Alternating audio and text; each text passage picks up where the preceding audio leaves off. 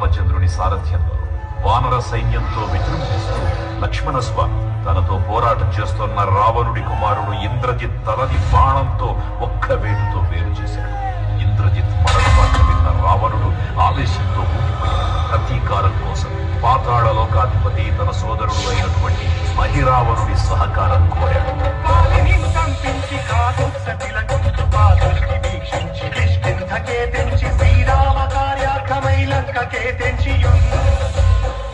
ఆ జీవి మకరధ్వజుడు అనే తన పుత్రుడు మహాసముద్రాన్ని దాటుతుండగా నీటిలో పడ్డ స్వేదవిందు ఒక మొసలి గ్రహించడం వల్ల జన్మించాడని తెలుసుకొని ఆశ్చర్యపోతారు హనుమంతుడు.